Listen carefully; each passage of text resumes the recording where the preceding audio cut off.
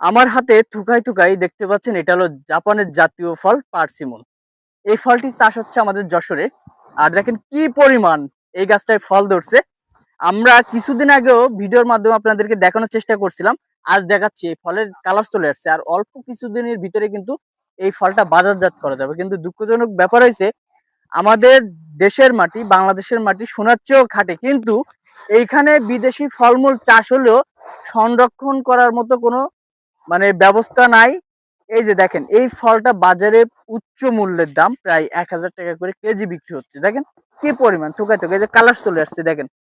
এই ফলটা একটু দেখেন, পুরো কালার চলে আসছে। আর পাকলে এই ফল একদম টমেটোর মতো লাগবে পুরো, দেখেন। আর মনে হচ্ছে দূর থেকে দেখলে মনে হচ্ছে আপেল। এটা আপেলও বললে ভুল হবে না, কারণ এর ফলের কেজি ১,০০০ টাকা কেজি। দেখি মামা এইখানে নিয়ে আসো। এই যে এইখানে যদি দর্শক আপনাদেরকে দেখাই, তবে এর চাষ পদ্ধতি একদম সহজ।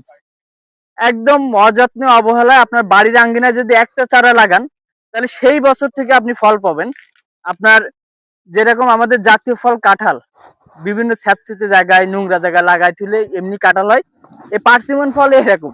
আর পার্সিমন ফলটা মূলত উৎপত্তি হয়েছে জাপানে, যখন পারমাণবিক বোমার আঘাতে দেশটা যখন একদম লন্ডভন্ড, তখন ওই পারমাণবিক বোমার ক্ষতস্থান থেকে এই গাছের উৎপত্তি। আর এই গাছ হলো জাপানের শক্তির প্রতীক এবং প্রচুর পরিমাণ শক্তি। এই জন্য একে জাপানের জাতীয় ফল ঘোষণা করা হয়েছে।